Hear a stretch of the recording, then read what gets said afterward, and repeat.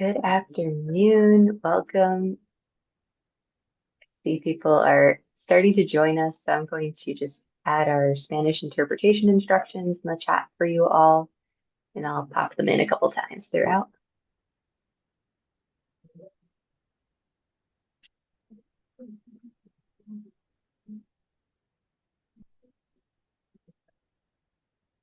All right, it is 12 o'clock, and I know we have a lot of information to cover, so welcome everyone to our Include NYC live on anxiety in children and youth and what parents need to know.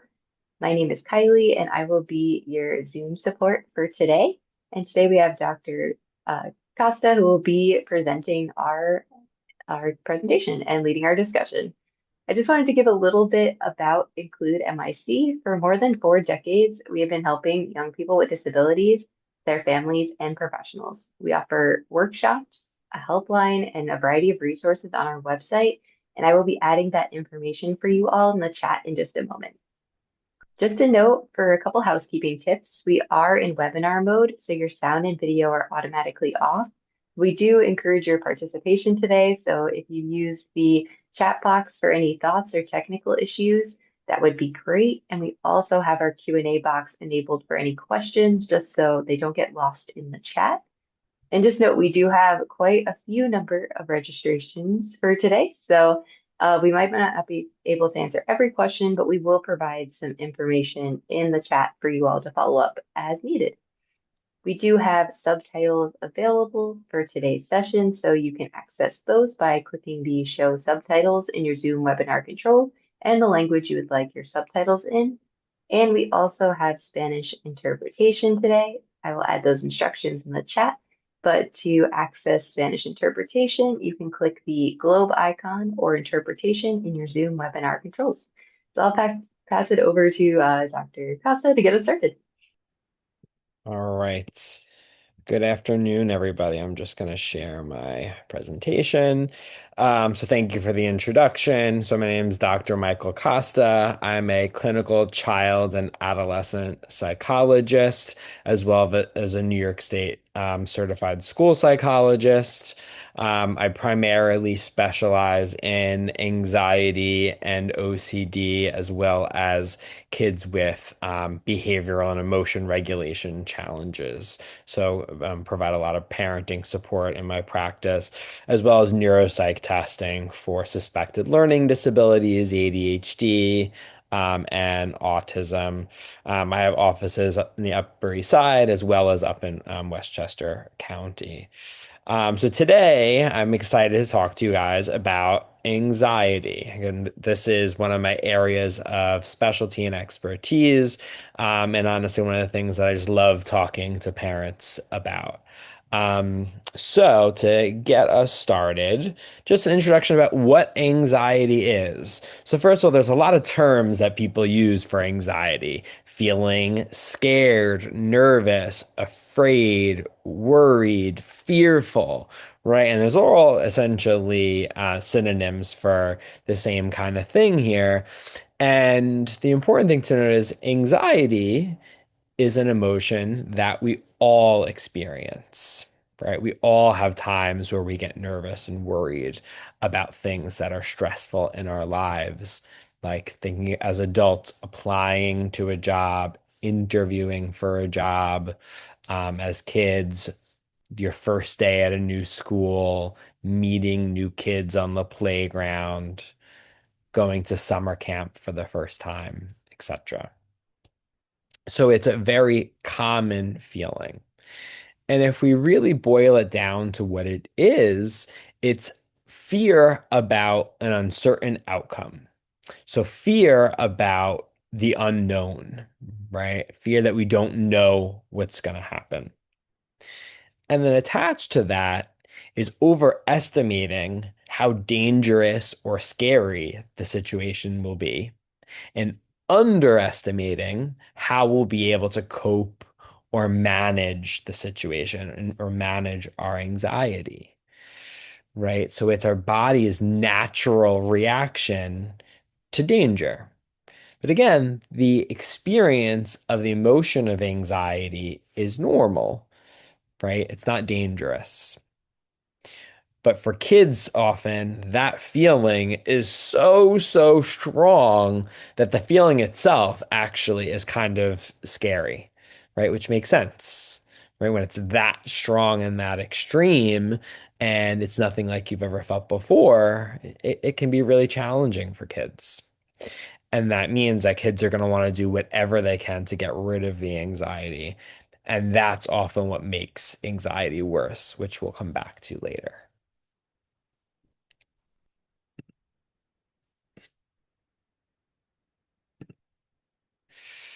Okay. So anxiety is like an alarm system, right? Your body is trying to tell you that there is danger. Now, the thing is, in most of, modern anxiety challenges or anxiety triggers, you aren't really in danger. So if we think about this image here, there is a caveman and a saber-toothed tiger coming at him, right? So in that moment, you're thinking, I don't want to die. I need to protect myself. Your heart's beating really fast, right? Your muscles are tightening, breathing is getting faster to prepare you to act to keep yourself safe, right? So this is the fight or flight mode. Fight to protect yourself or flight to get away from the danger. Right. So in that situation, it makes sense, right? Your body's really helping you. That alarm system is working, right? If cavemans didn't have anxiety, human beings wouldn't exist, right? It's an evolutionarily helpful protective function. However, in the modern worlds, it isn't so common that we are experiencing life and death situations, thank goodness. Right. Now, there are times that it helps, right? So if we're walking down the street and we see a car speeding towards us, it can help us by, again, us thinking, oh, I don't want to get run over. I better back up. Heartbeat's kind of fast. You move out of the way as quickly as possible, right? Those body sensations get us to move more quickly, right? So anxiety still serves a protective function to keep us safe.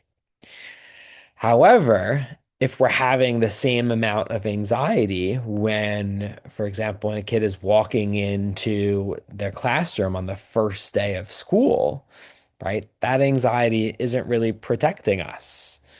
We're not in danger, right? The function of trying to run away from the situation, avoid going to school on that first day, that's not helping, right? It's just actually keeping us essentially from our lives, keeping us from the things that can potentially, on the other side of anxiety, bring us, joy and happiness. So in those situations, our alarm is becoming overreactive and it's like a false alarm system.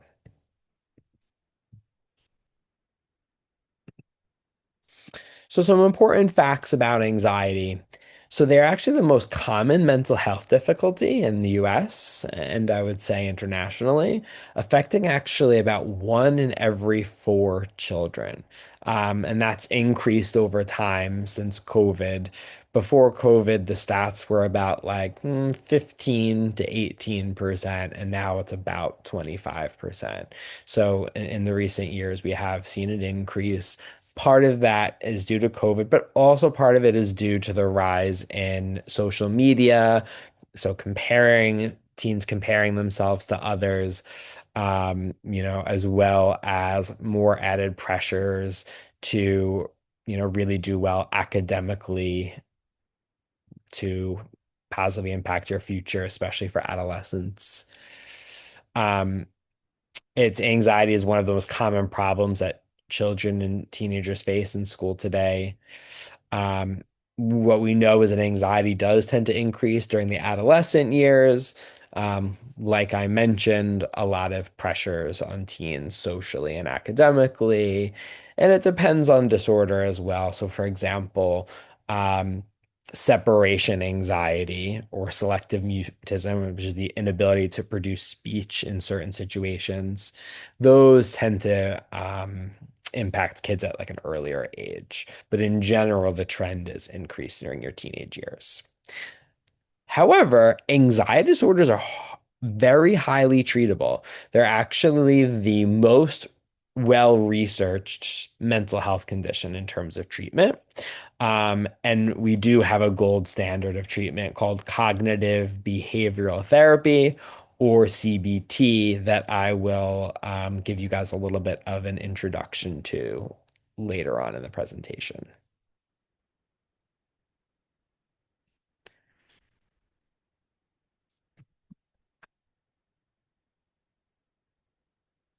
Okay.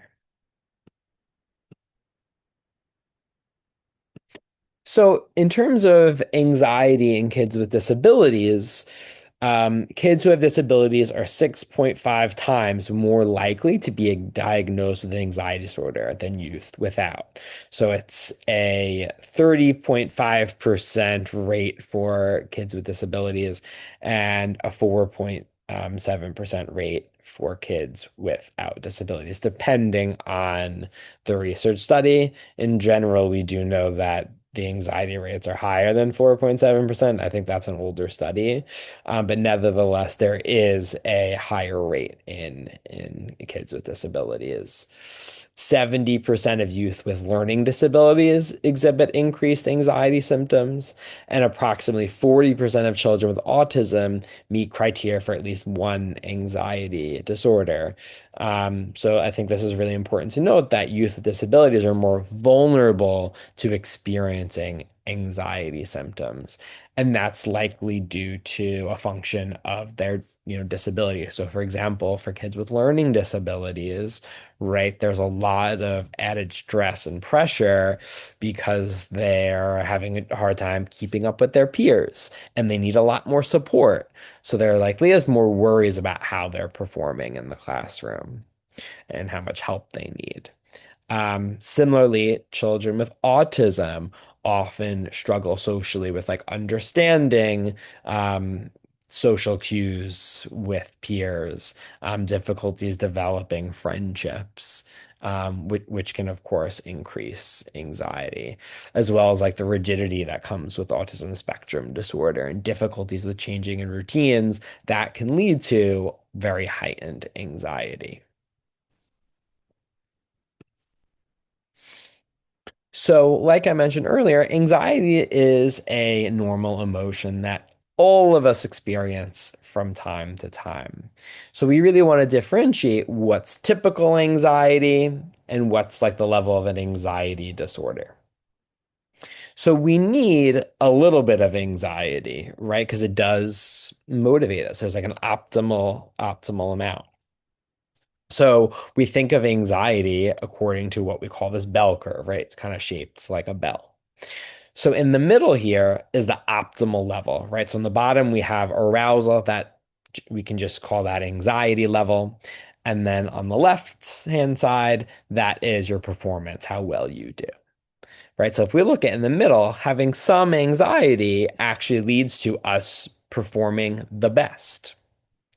No anxiety at all means we actually perform quite low. That's because if we're not motivated to do well, we're not going to try, right? We're not going to put any effort into what we're doing. And then high anxiety also has a low level of performance, right? Because the anxiety is so strong. So part of anxiety is difficulty is concentrating. Your mind is taking up so much resources to help manage and bring down and attend to that anxiety that it doesn't have the time or the energy resources to pay attention to what it is that you need to do, whether that be a test or giving a presentation or talking to somebody new, right? It may not go as well if we're in that heightened state, right? So no anxiety is not good. Too much anxiety is also not good, right? We want kind of this optimal level, some anxiety to motivate us, right? Like I was mentioning before, walking in the middle of the street, if you have a car coming after you, a medium amount of anxiety is really good to help you keep yourself safe. Also, with a test, it's going to motivate you to study. Try your best.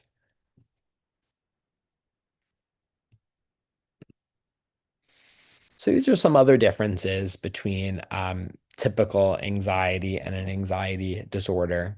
So with typical anxiety, we're occasionally worried about situations, maybe the first day of school, self-conscious a little bit, maybe when you're meeting a new peer for the first time, introducing yourself to kids in your new class. If you have a really important event, getting overwhelmed by it. So maybe a little bit of worries about giving a presentation in front of the class, right? Or a big test that's coming up. Um, Difficulty sleeping right after something really scary happens, maybe like a loved one passing away, or someone getting sick, right? That makes sense. Or realistic fear of a threatening situation, right? So again, the example I gave before about walking down the street. Now, an anxiety disorder is much more severe and much more frequent in terms of these types of characteristics. So, like chronic worry that is about everyday routine activities that gets in the way of life, essentially, right? So, worrying every day about, oh my God, I have to go to school the next day, right? Avoiding of social situations. So for kids, like avoiding parties, avoiding playing with kids on the playground, kind of really more isolating yourself. Repeated panic attacks where your heart's racing really, really fast. You feel like you're out of control and going crazy, and you are so stuck in the moment. Having a lot of nightmares about something scary that happened, and doing what we call compulsions or repetitive actions, right? So, for example, flipping the light switch a couple of times, a certain amount, maybe three, four, five, even 15 times to prevent something from happening that's totally unrelated, right? So preventing my mom from dying and having basically um, urges to engage in that activity so the scary thing doesn't happen. So those would be all under like the anxiety disorder umbrella. So, some common signs of anxiety disorders to look out for in kids. So, we have these three kind of domains, and one is like the thinking learning. So, you see some of them are highlighted, and those are like the big, like red flags. So, like excessive worry that kids aren't able to control, right? They're worrying all the time about everyday activities, and they can't stop the worry. Other things are difficulties concentrating, fears of losing control or failing, having difficulty remembering things, right? Thinking that you have to be perfect, not being able to solve, problems on your own and needing a lot of adult support.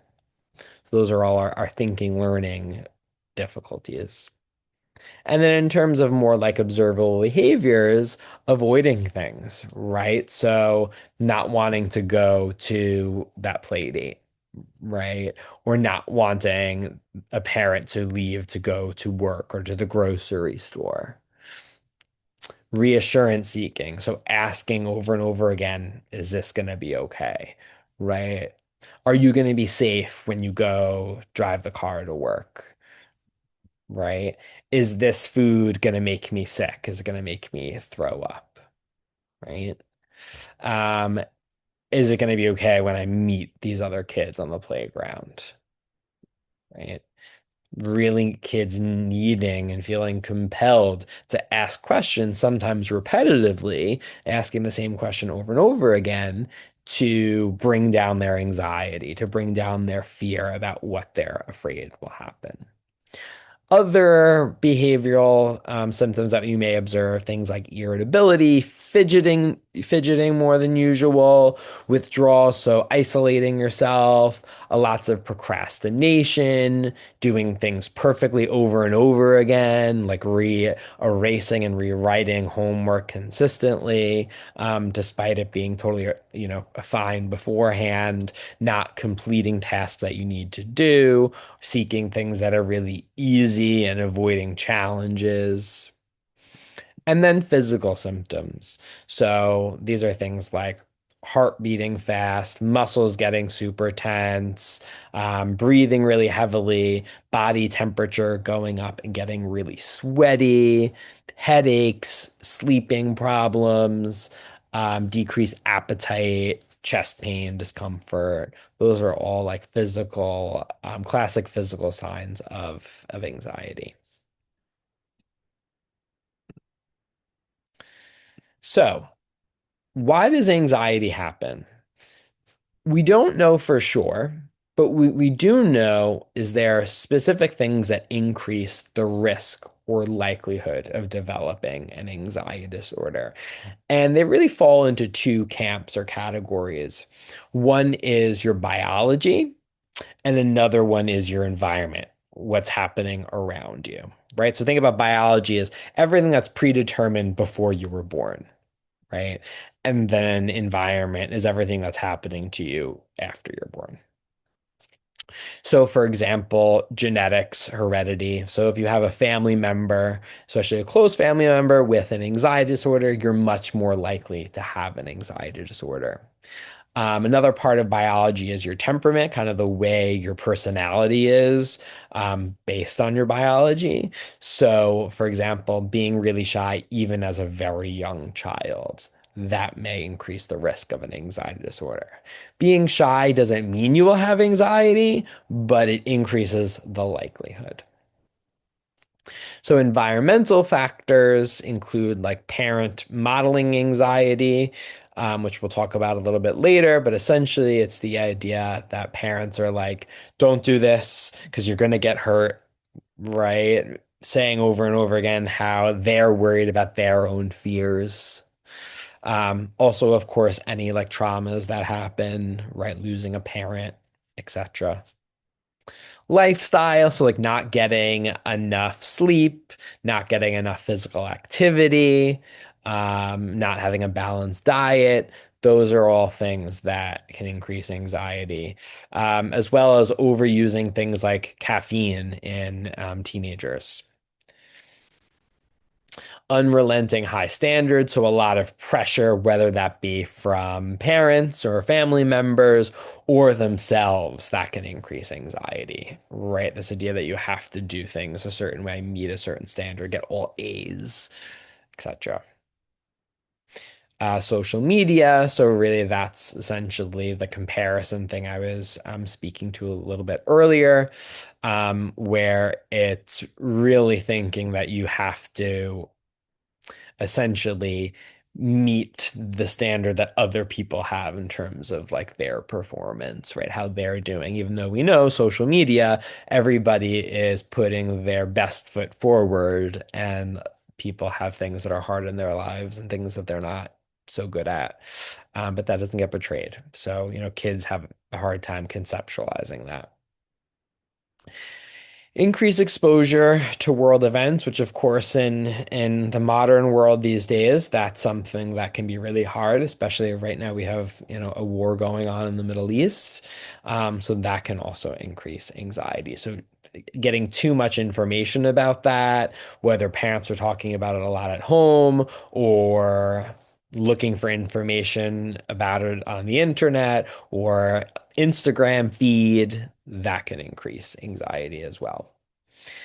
And then what I have bolded here, which are likely the biggest environmental factors that predict anxiety, is accommodating. So, accommodating is when you do something to prevent your child from having anxiety, right? So, for example, a kid is having anxiety about going to school or going to a birthday party, and you say, no, it's okay if you're anxious, you don't have to go, right? That can bring up anxiety.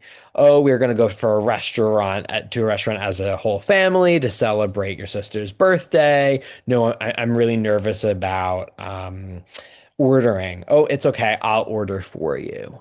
Right. So all of those things in the short term alleviate anxiety, but in the long term actually make anxiety grow quite a bit. Okay. So if we really look at this image here, this is essentially a model that we use to think about the development over time of an anxiety disorder. right? So you experience anxiety in a situation. Again, maybe that's ordering at the restaurant. You avoid it, right? Your parents order for you. Your anxiety comes down in the short term. But what happens is the next time you're at a restaurant and it's your time to order, your anxiety is worse, right? Because what happened is you learned from that previous situation where your parents ordered for you that it's actually scary, right? That confirmed the fear. Oh, I should be scared about ordering at a restaurant. My mom had to protect me from it, so it really must be scary. Or if it's like an, older teenager and they're avoiding something on their own, it's still they're learning, yeah, it was so scary that I couldn't do it. So now it's going to be even scarier when I face that situation again. Right. So the most important thing is recognizing that avoiding an anxiety provoking situation makes anxiety worse in the long term.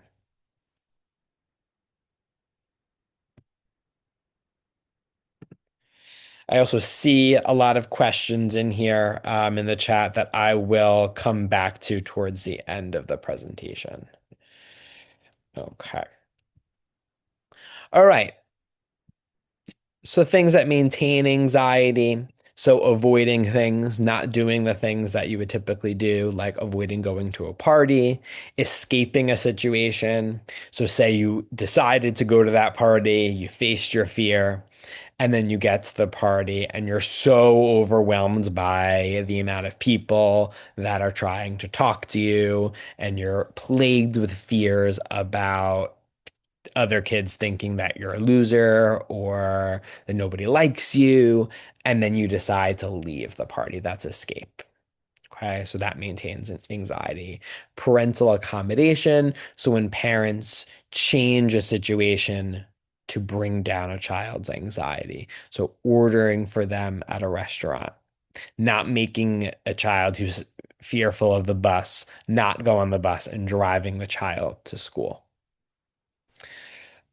Reassurance. So over and over again, saying it's going to be okay. You're going to have a fine day at school. The party's going to be fine. Don't worry about it. You're safe, right? Which, of course, it's very well meaning. That's like the parental instinctual drive, right? To make sure that your child feels happy and healthy, right? And isn't scared, right? You want to protect your child. However, what happens is that when we give reassurance, they're going to rely on that reassurance to face their fears, and they're not going to be able to do it independently. We want kids to be able to regulate their anxiety by themselves and not have to have people in their environment decrease their anxiety for them, right? So that's really important too. Instead, we can give validation of fears and highlight that, we don't know what's going to happen. And I'll talk about that a little bit later. Parental overprotection. So saying, nope, you're not going to do that, right? If a kid wants to, ride their bike, right, in the neighborhood, and a parent's like, no, you're gonna, I don't want you to get your head hurt, so no. Or, having a kid wear an excessive amount of like elbow pads and knee pads when they're riding a bike.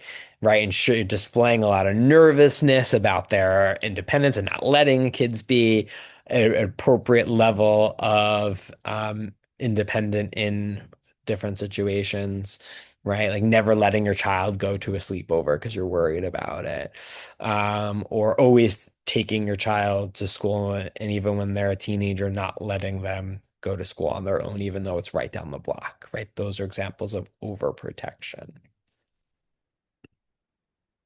Okay. So when we're thinking about anxiety, we use the three-part model of emotion. So this is consistent with what I had showed earlier, that we have three different types of signs, right? Our thinking, our behaviors, and body sensations, right? So thoughts are our worries, right? Everyone's going to make fun of me if I give this presentation. Feelings are like the physiological part. My heart's beating fast, right? My muscles are getting tense, even thinking about giving the presentation. And then the behaviors, that's typically the avoidance or reassurance seeking. So pretending to be sick when it's your day to give the presentation, right? Saying to your parents over, I can't do it. I'm so afraid, right? Is it going to be okay?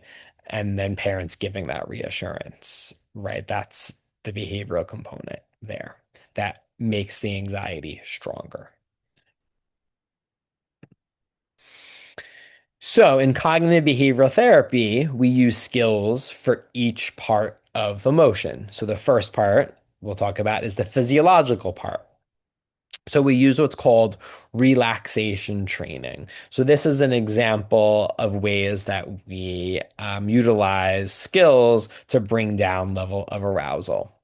So, if we look in the top left corner, we have an ice cube. So, this corresponds to what we call the temperature skill. So the temperature scale is based on a mammalian reflex called the dive reflex. So we all have the dive reflex. So what that means is when we dive head first into cold water, our body thinks it's going to be underwater for a prolonged period of time. So it wants to conserve energy. So to do that, your heart rate slows down and your breathing slows down. So, a way to initiate the dive reflex is standing above like a sink with your head down, splashing cold water on your face, or putting an ice pack on your face like that to trigger the dive reflex. And this skill is actually quite miraculous and it works very, very, very quickly, especially if you do it over and over again. We don't want to do it for more than like 30 seconds to a minute at a time because you want to get some brain freeze, but you can do it, take a break, and go back. The bottom left, that's to signify belly breathing. So breathing in slowly through your nose and even more slowly out through your mouth. So, for example, 3 seconds in and five out.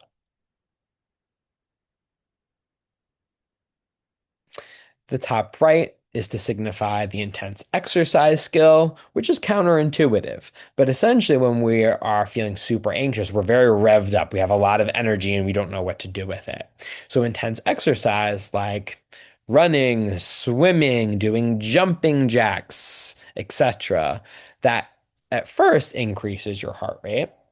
But once you stop, your heart rate decreases, your breathing slows. So it's a way to get up that pent up energy and then trick your body into slowing down. All right, the next piece here, the bottom left corner, is the progressive muscle relaxation skill, or as I like to call it, tense relax. So, this type of skill is when we're tensing and relaxing each body part one by one. So, for example, we can start with our head and we tense up our head muscles and relax them. Then we do our arms, stretch out our arms, get to our neck, our shoulders, our hands, kind of like squeezing a lemon, stretching out our legs, squeezing our feet, and doing them one by one. And if you just actually Google progressive muscle relaxation for kids, there's so many videos and scripts out there. It's great. The same is true for belly breathing as well. So that very easy to find those types of resources. And it's great because it's easy to do that with the kids because you can literally just sit down with them and show them, hey, this is something that I learned about being about reducing anxiety, and we can do it together.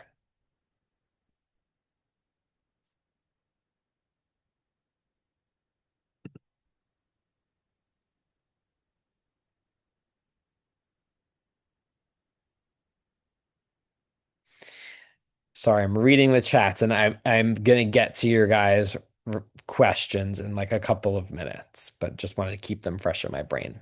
Okay, the next part is thought changing. So this is addressing unhelpful thinking patterns. So for example, the three C's of cognitive therapy. So first, identifying an unhelpful thought. So for example, if someone is giving a presentation, everyone's going to make fun of me. Reflect and check how accurate or useful the thought is, right? Are they actually going to make fun of me? Do I know what they're going to be thinking for sure? And we're checking on reality. And then changing to a more accurate or helpful thought. Okay, well, I'm going to give my presentation.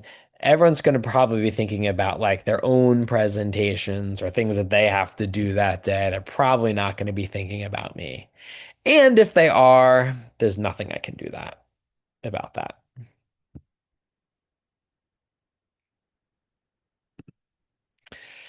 All right. So we have here the worry hill about maintaining anxiety.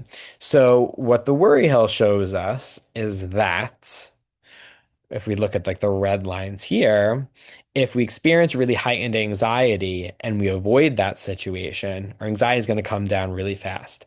But the thing is, now when we go in that situation over and over again, the anxiety is going to keep very quickly spiking. The worry hill is the idea that we're going to actually stay in the anxiety provoking situation. Okay. And over time, that anxiety is going to decrease as your body learns that the situation isn't actually dangerous. And this is what exposure therapy is based on. So, exposure therapy is the idea that we essentially face our fears. Okay. So the alternative is we avoid, right? So we have worries, get stuck in what we call a thinking trap. Our anxiety increases. We have the urge to avoid. Now we have two options. We could avoid and get a temporary relief, right? And think about it like a mosquito bite or chicken pox. If we scratch, it makes it worse, right? So we act on that urge to get the relief. It's actually going to make us scratch more. So it reinforces the anxiety. It makes the anxiety stronger and teaches ourselves that in order to get relief, I have to avoid the situation. So exposure is the exact opposite. And it's actually facing the fear and not avoiding it. There has been some questions about essentially if you do this all at once or you do it gradually? And the answer is absolutely gradually, right? So if you look here, we often use this idea of a fear ladder or a thermometer.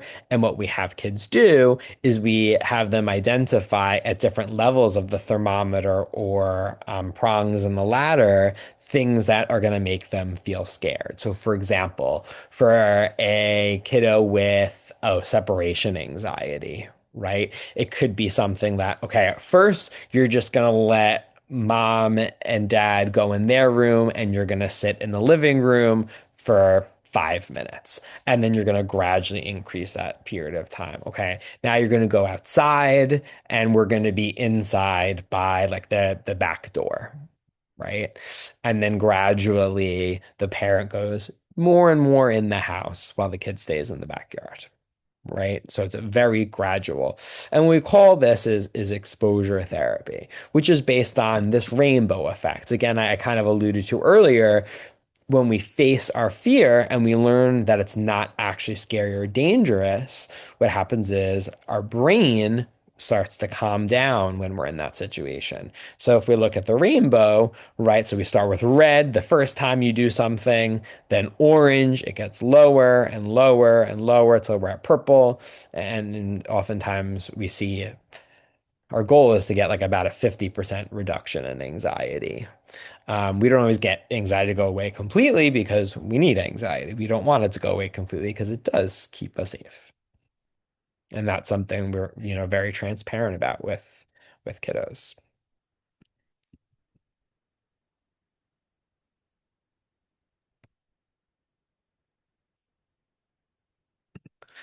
All right. So I'm actually going to show you guys a video about exposure therapy.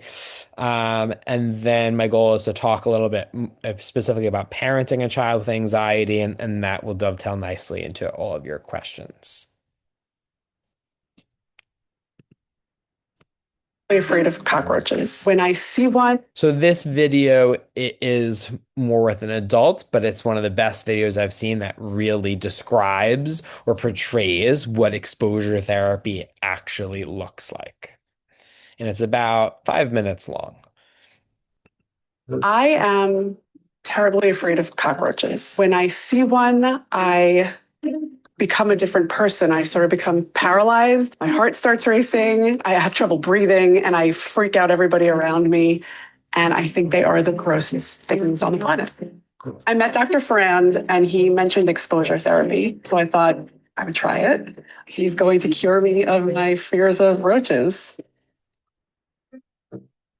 So whatever happened that made you afraid of this, and I think we talked about this a little bit. Had a bad experience in an apartment that you were renting. It was infested with roaches. They were everywhere. You didn't really feel safe. Yeah. And before that, you weren't comfortable with them, but didn't have the same.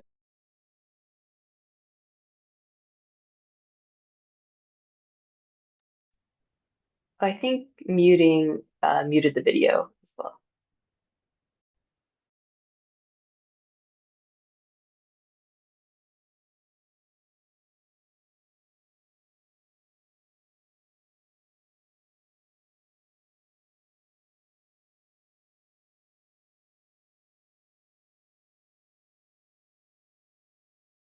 Sorry, guys, I didn't realize muting myself would also mute the video. I'll go back. But didn't have the same intense fear afterwards. Now they're pretty scary. Yes. All right, are you ready to handle some fake roaches? Yeah. Okay. All right, hand up. Ready? Okay. Not quite yet. Okay. You ready? Yeah. Okay. Go ahead and gently put it. All right. Okay. Okay, that was fine. Oh. That was fine. Yeah, no, Thank you. So this was a really good first session. I felt pretty safe, but I was a lot more nervous than I thought I would be. And I'm having trouble like calming down. And then I discovered I was sweating a little.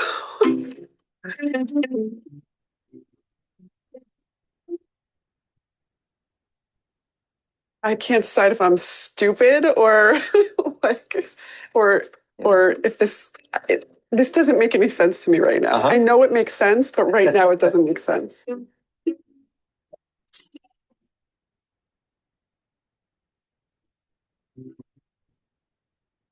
They look different than I would expect them to. Okay. I don't know. I guess I never looked that closely. Okay. Yeah, that's kind of part of this too. Is you get you learn a little. Go. Oh, oh my God. Ew. Yeah, there's a lot there. Yeah. That's gross. Would you like to take these guys home with you? No. Will you take them home? Yeah, I'll take them home.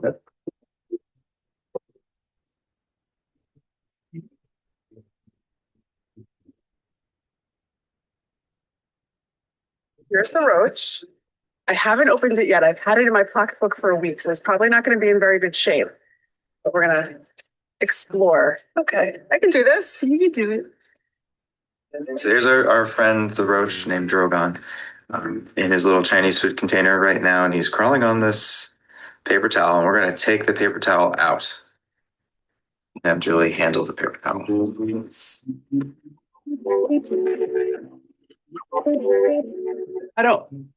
I really do feel trapped. I'm going to do this very slowly.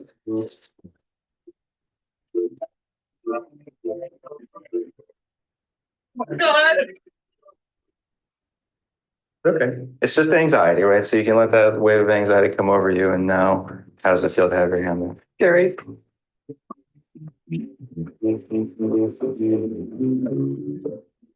So Julie did a great job with the previous exposure, which was pretty challenging. And now we're actually going to have her go into this room here, and we're going to let a different roach out. I'm going to be in there with her at first. And then when she's ready, I want to come out, and we'll track your level of anxiety all along the way. Ready?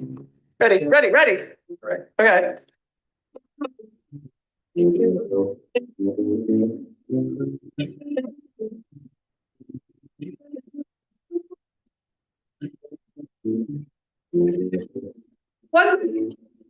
Okay,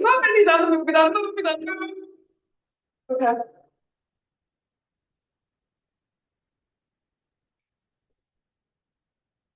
I think you've been in there for at least 5 minutes. Okay, it's really hot. No, it's really hot. You want to stop for now? I'm gonna hop in. Good. Okay. I got you.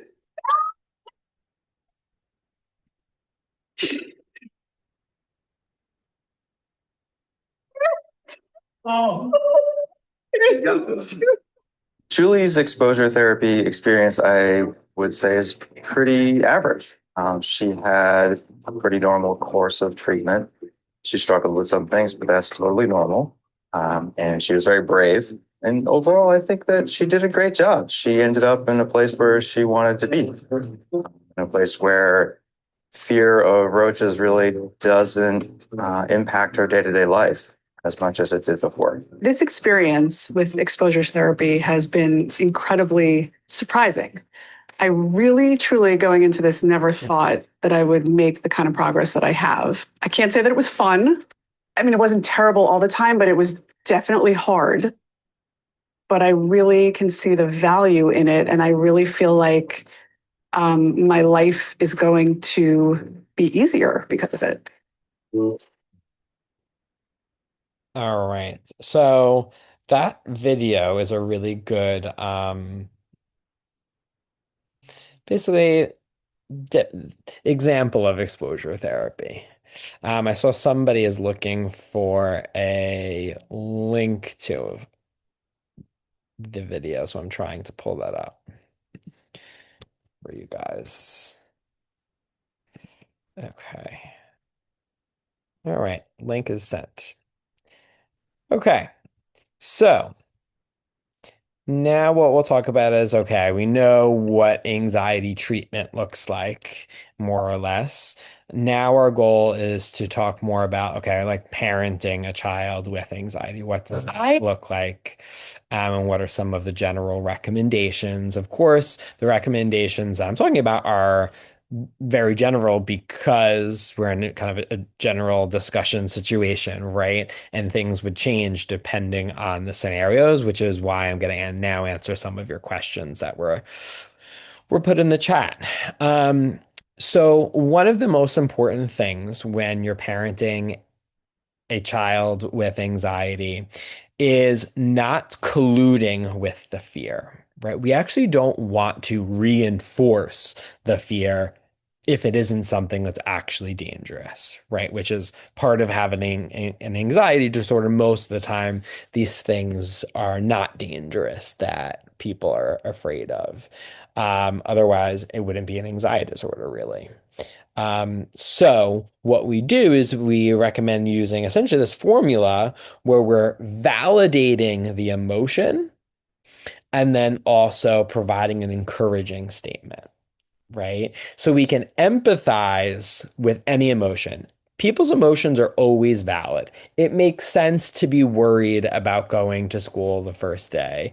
It could even make sense for someone to feel worried about going to school every morning if they're constantly thinking that other kids are going to make fun of them, right? If you're having that thought, that emotion makes sense. The thought may not be true, but the emotion is always true. Emotions are never wrong, right? So we can validate an emotion. So I understand you're really nervous about going to school today. That's a fact. They're nervous. There's no disputing that.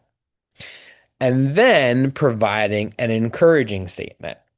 So, and I know you can do it. I know you can go to school today. I know you can face your fear. Right. I understand you're afraid of going to your friend's house because they have a dog.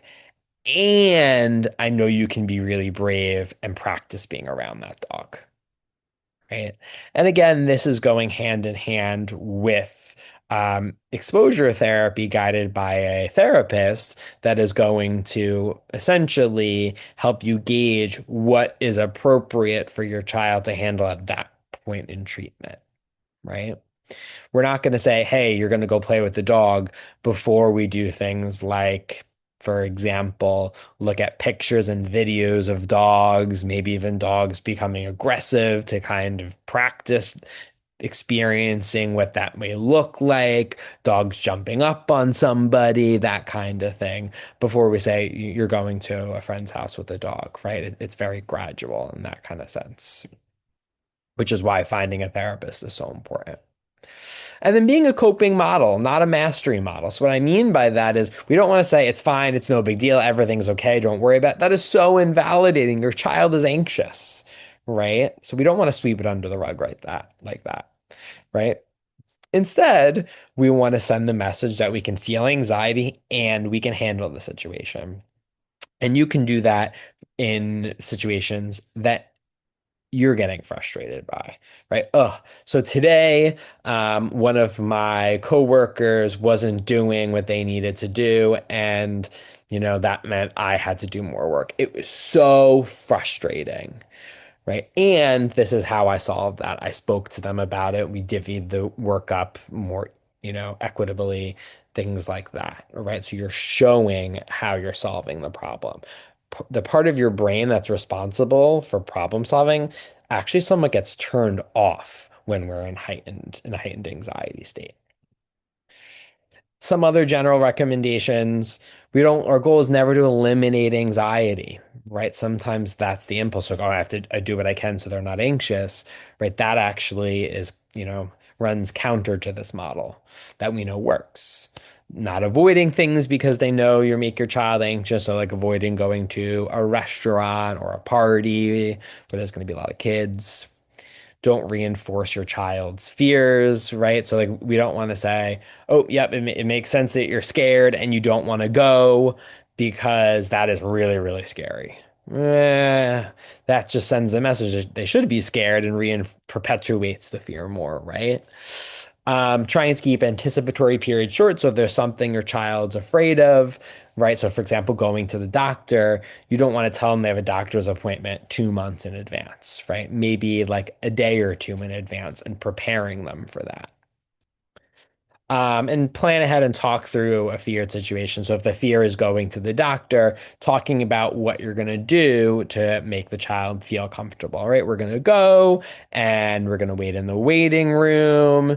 The doctor is going to do this, right? And preparing them for the situation. So this way they know more about the feared situation. Oftentimes, uncertainty is the thing that makes anxiety much bigger. Okay. So I have some slides here about where to go for support. I'm going to have those shared with everybody, these last two slides. But what I want to do now is answer some of your questions. I'll try my best to answer as many of them as I can. Okay.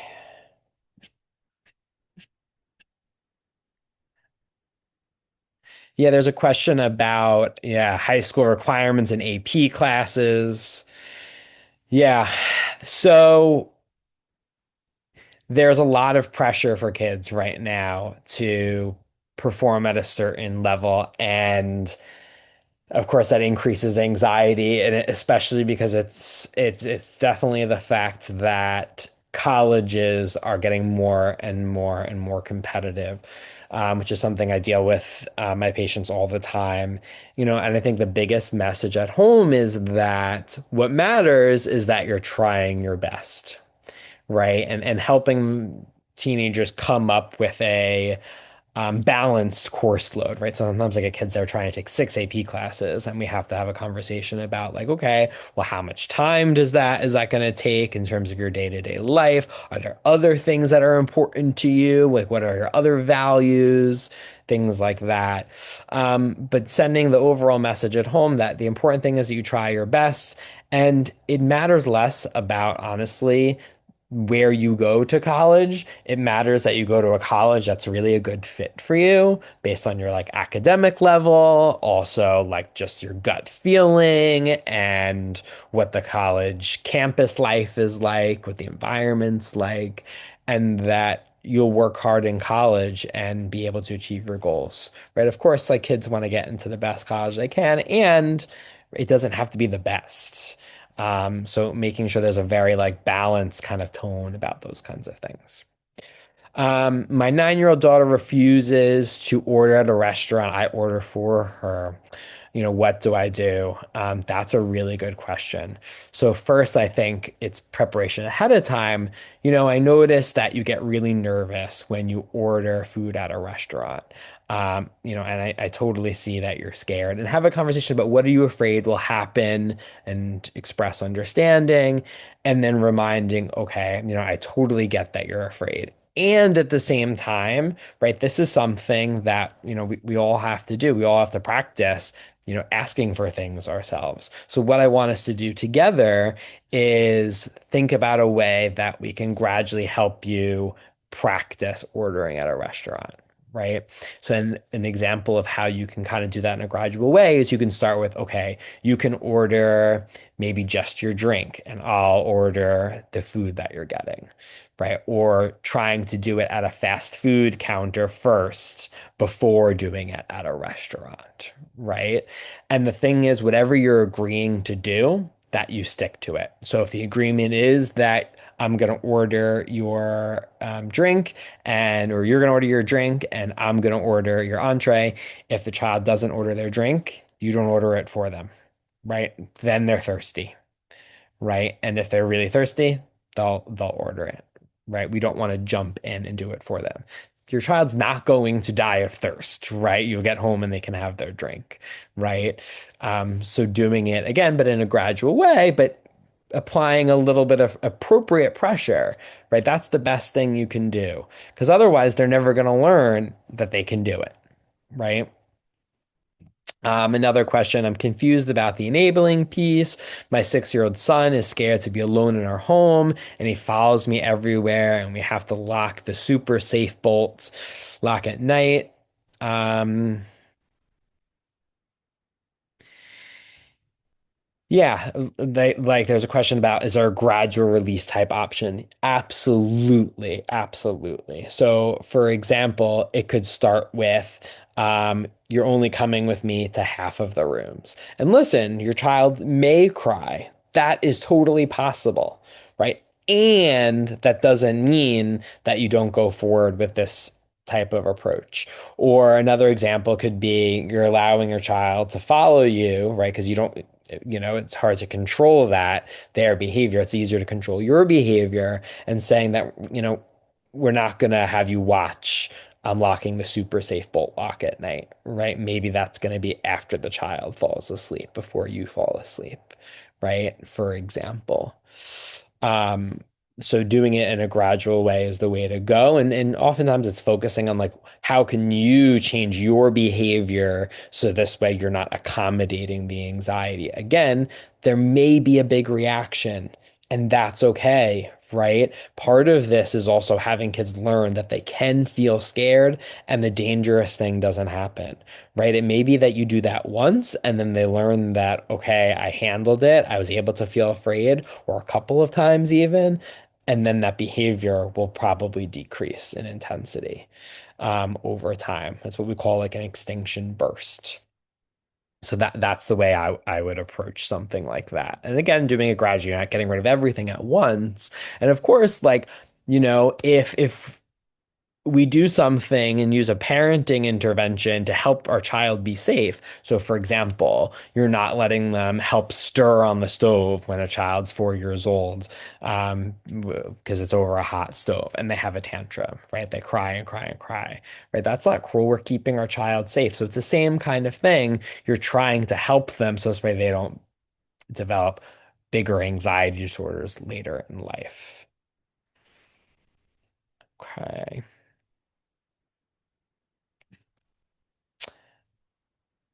All right. I have like maybe one or two more questions and then we'll move on. Um, my daughter is showing compulsions of closing drawers and drapes. Now she is doing it at school and having a hard time focusing when the classroom door is open. I don't understand why she's doing it. Yeah, so closing doors and drapes. So what you'd want to do is again come up with some sort of gradual approach. Like, okay, we're only going to close the door to your bedroom, we're not going to close the door to the front door, for example, right? The other thing is giving reinforcement, making this plan of gradually doing it and giving a reward. If your child is resisting their compulsion to close the front door, right? At that point, say, okay, you did that today. So today you earned, being able to stay up 15 minutes later, 20 minutes later, or you earned more time on your iPad or computer or TV, folding in a reward system to help motivate them to face their fears. So we're about out of time now. I'm gonna put my information in the chat and maybe the Include New York City team can share this with everybody. And then my phone number. Okay. I hope this was helpful. Again, the last two slides, which I'm also going to ask that these to be shared with you guys. These are like community clinics in the 5 boroughs. I even have a map of Queens and Queens clinics as well. These are all like insurance-based programs. Of course, there's like non-insurance-based programs as well, which typically have a little bit more specialization in anxiety disorders and such, but both are, of course, good options. Yeah, if you're overwhelmed finding help with insurance, these are insurance-based options here. And again, these will be shared with you. I'm sorry I wasn't able to answer everybody's questions, just because time permitting. But again, you have my email. Of course, I'm available for, brief consultation and do have some openings, in my practice. So that's an option as well. Okay. Thank All you right. so much. This has been a wealth of knowledge and information for sure. All righty.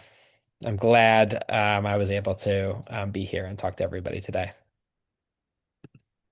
And thanks all. I did just pop up our final evaluation poll as well. I did see a few people asking for a recording or a replay. I believe we're going to be posting this on our Include NYC YouTube in the upcoming days, so people can access that there. And you will be sent those final couple slides. I'll send them over in a little bit, so you'll have those or that information as well.